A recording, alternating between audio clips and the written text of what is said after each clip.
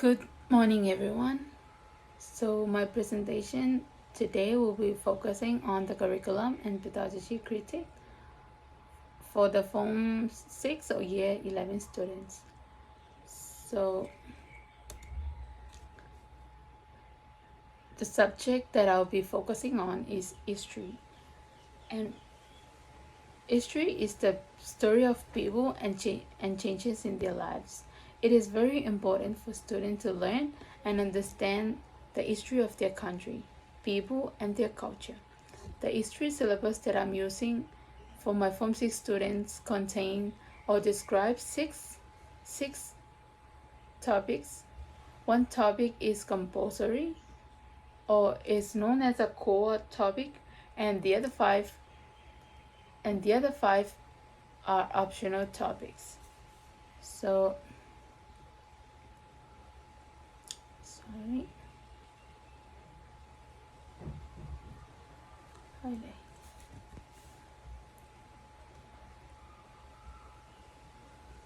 For the core topic is the search for security in the nuclear age, 1945 to 1990. And the other six optional topics are the first optional topic is the origins of World War I, 1900 to 1914. The second optional topic is the origins of World War II, 1919 to 1941. And the third optional topic is Gandhi and Modern India, 1915 to 1947. And the fourth optional topic is the United States, 1920 to 1945.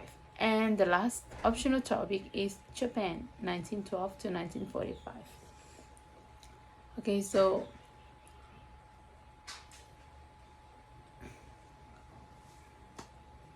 from the five optional topics, I will get to choose two. I will get to choose two topics that I want to teach to the students. However, since I want my students to get to know and understand more about the outbreak of war in the Pacific, I will choose optional topic 2, which is the origins of World War II, 1919 to 1941. And the second one is optional topic 4, which is the United States, 1920 to 1945. For the assessments,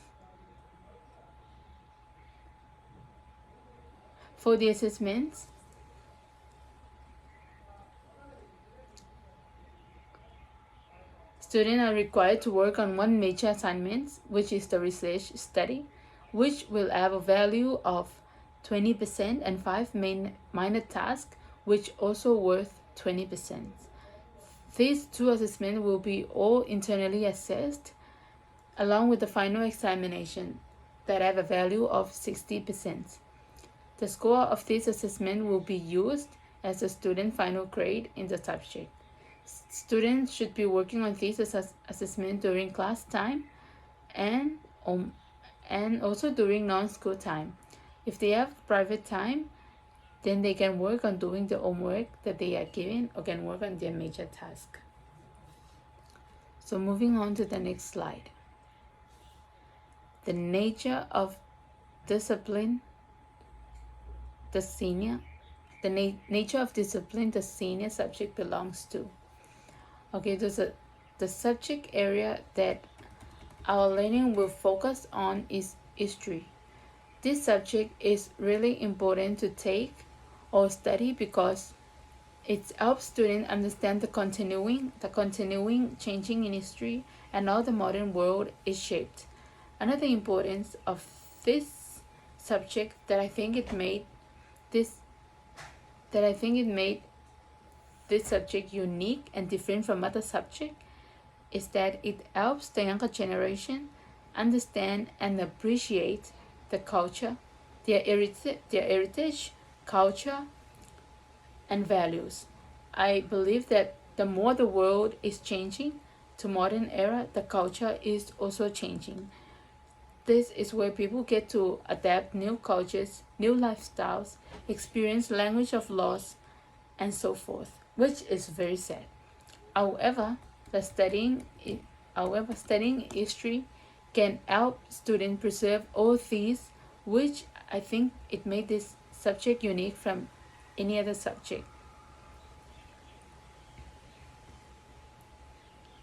Because not only they get to learn something from it, but also it helps them connect with their past, connect with their country, their people, such as ancestors, and also to preserve their culture and skills. So there are skills need to be achieved after completing after in this curriculum, and these there are three skills needed to be achieved. The first one is information processing, information gathering, and presentations. This is where they get to do their research from variety of sources, organize them, and then decides on which information is important or is more relevant, and then present them and support it with a well-chosen evidence. So moving on to the next slide. In the next slide, we'll be talking about the subject organization and curriculum requirements. So the requirements for this curriculum is for teachers to follow the curriculum. And the curriculum is very important for every teacher to follow. And this is because it supports children to develop basic skills as an historian, and also in guiding them teachers with their learning. Everything in the curriculum is what I am going to teach, but in order to make my teaching effective to my students, I have to be creative with my teaching strategies or techniques. If I manage to successfully follow the curriculum, it is likely that my students will achieve my learning objectives and also likely to pass the course or the subject. Moving on to the next slide. Examples of engaging or exciting learning activities. So it is very essential for students to be engaged and excited in learning, and this is because it shows that student is eager to learn and find the subject interesting. As a teacher, it is important to be creative in designing fun activities so that the student will look forward in attending your class, and also can lead them in achieving learning objectives. Some examples of activities that will help students engage or excited is first, field trip. Thus, the field trip is where teachers get to take their student outside of the classroom and get to visit historical sites, such as places where World War take place, or other significant sites that relates with their topic. I believe that whenever students hear of field trip, they get excited because they love seeing interesting places. So this activity is perfect, or this activity will be very helpful in engaging students. Another example of engaging students is library research, and this is also very important in engaging students, because instead of keeping them in the classroom, make them go to the library and search for books or do their research on the internet using computers about their topic. This kind of activity is very important because not only it makes students engage, but also help them a lot in finding out information or important information. Keeping them in the classroom for a very long time will make them bored and sleepy and will lose interest in the activity. So this is another way for making them engage in their learning. The last example that I came up with is group work. Group work is also fun because students get to do the activity in group. Okay, so this kind of activity is very important in so many ways. First, students find it fun because it makes their work much easier. And second, it helps students with their communication skills. And this is because they get to share and exchange their ideas with their peers. And lastly, the activity also helps them establish strong bonds between the students. The next slide is our literacy, numeracy, and ICT included in lessons. Okay, so for literacy.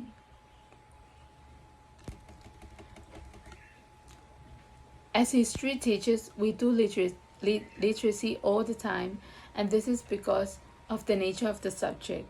Okay, so when teaching history, we always focus on explaining, analyzing, and making judgments, meaning we incorporate literacy into all of our lessons.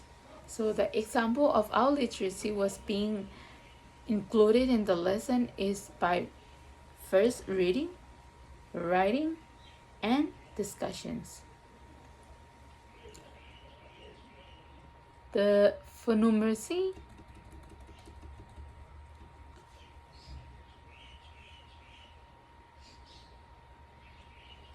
okay, so there are for numeracy and ICT are also being included when teaching this subject, and which is quite interesting because when teaching history, we are not only teaching history because we also get to use so many different subject areas in our lesson without even realizing it. So however, students also develop numeracy capability as they learn to organize and interpret historical events. When learning history, they get to recognize and use patterns and relationships. Not only that, but they also get to interpret statistical information and use management. So Catherine, for ICT, ICT also being included in the lesson because gathering information is also another skill history students are encouraged to do or to achieve. And in order for them to gather the information, they use modern media and technology, which is computers, laptops, and so forth. Nowadays, students are encouraged to present their findings in typing them in computers or using typing them in computers using Microsoft Word, PowerPoint slides, and so forth. By doing this, ICT is being introduced through the lesson, and it also helps students' skills in ICT developed. So moving on to another slide. The use of teaching and learning resources. To teach history, teachers need to be very creative in using resources that will help their students achieve their learning outcomes or objectives. This subject requires a lot of researches, analyzing data, in which needs a student to do a lot of looking up at the internet, using resources such as computers, laptops, phones, or other electronic devices. Not only that, but as a teacher, it is my job to prepare my notes that are effective to students that can help them with their activity. This is where I get to when I talk about preparing notes, it's when I get to distribute to them. This is where when I talk about notes, I have to during class I have to distribute them and discuss their notes with them or explain it. So another teaching and learning resources is reading books. Reading is another important thing needed for history students. So students can use the library for finding the resources on such as books, journal articles that are necessary for this subject. Some examples of books that they might look up to or will find it helpful are Civil War era book, Cold War, and so forth. Using books or journal articles is very important because all the information found inside are all relevant and true. So not only that, but these resources are also needed to be used by students when it comes to doing their assignments because they are more reliable other than sources such as websites and so forth. The last resource that I came up with is videos or short clips. It is important to make the student watch documentaries or watch short videos of what you taught them. This way of teaching is effective and is believed to be having a huge advantage over reading. And this is because it provides context to help understanding not only that, but is also inspire thinking where students are forced to think critically when introduced to complex content. Moving on to the next slide. Assessment requirements. So for the assessment requirements, there are 2 assessments needs to be completed by students in this subject, and these are first the final examination. Second is internal assessment, which consists of major task, the research project, and 5 minor tasks. These assessments are compulsory and it is a must for year 11 to complete because by completing them, it will help them in moving to the next level, which is year 12. By not doing these assessments will lead them in failing and to repeat again the year 11. These assessments are worth different scores. For example, the final examination worth approximately 60%. The purpose of this assessment is to test or see other student knowledge on the notes and activities they have been studying. For the internal assessment, which consists of 1 major task, which is the research project, another 5 minor tasks. The research project is a project that takes place outside the classroom. This is where students will get to choose their topic under the guidance of the teacher and will complete the task by attending field trip and doing their internet research. They will get to present their findings from their research investigation in their essay, which is to be written unsupervised and should be about 1,500 words in length. For the 5 minor tasks, minor task 1 is a written source. This is where student gets to choose a written source such as a letter, diary, newspaper, and so forth, and get to use it in answering the questions provided in their sheets given to them. Minor task 2 is using a visual source. This is where they get to choose a photograph or drawing or a painting to study, and then answer the following answers provided to them in the sheet. Minor task 3 is investigating an oral account.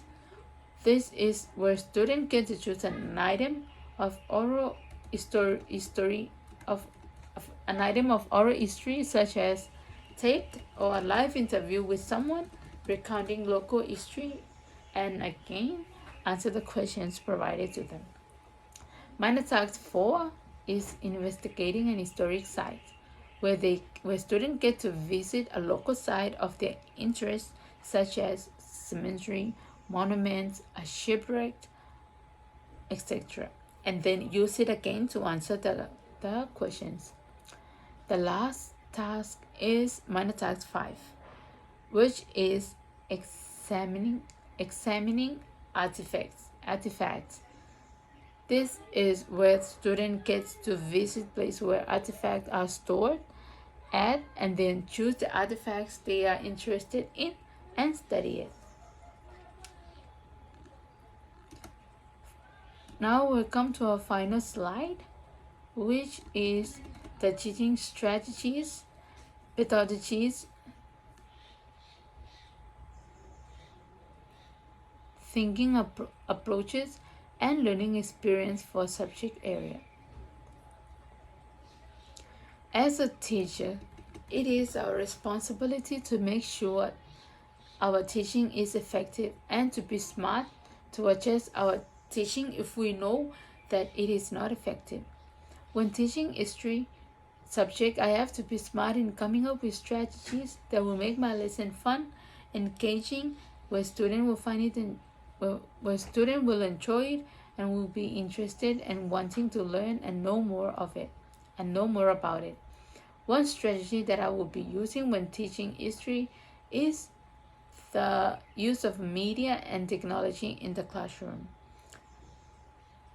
This is one of the easiest ways to keep students engaged in the history class, and because instead of discussing and explaining notes to them, I let them watch a movie together as a class so that they will not find a history to be boring. This is where they will get to watch a movie watch something like the Nazi War or World War II, something that relates to their topic. Another strategy is field trips. I have to make time to take my students somewhere interesting or somewhere they can see historical or memorial sites. Not only that, but also organize a day trip to museums so it can help them associate abstract notions with real life examples. Studying and learning dates and events is also compulsory in learning theory and learning history.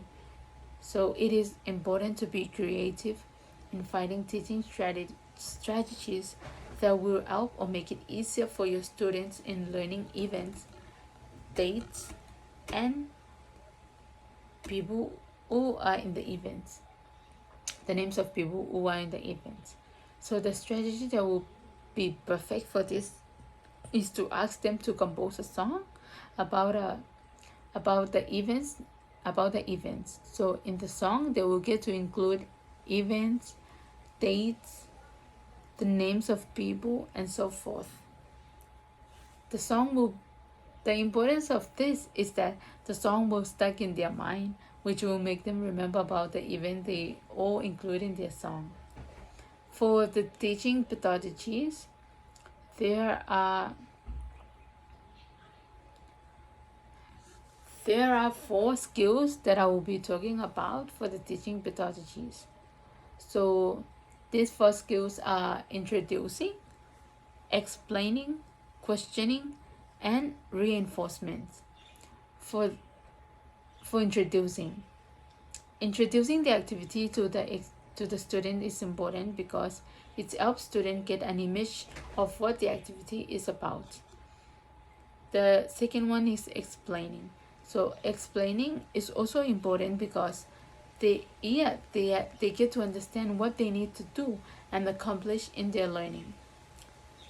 The third skill is questioning, which is a skill teacher needs to do a lot in the classroom. And this is because when we ask our student questions, we get their feedback. And from their feedback, we know if they get the information being delivered to them or not. If not, if they don't get the information being delivered, then it is important to go over again or go back over the notes and adjust your learning strategy if needed. So, and the last teaching pedagogy is reinforcements. Reinforcements. This is where teachers get to punish or reward their students according to their behavior. For example, if a student gets to complete their activity or homework, they will get to have their lunch, or if they did not do their activity or homework, they will stay after school and clean up the classroom. So yes, I'm coming to the end of my presentation, and I would like to say thank you all for your time. And if you have any questions, you are free to ask or free to email me. And have a blessed day. Thank you.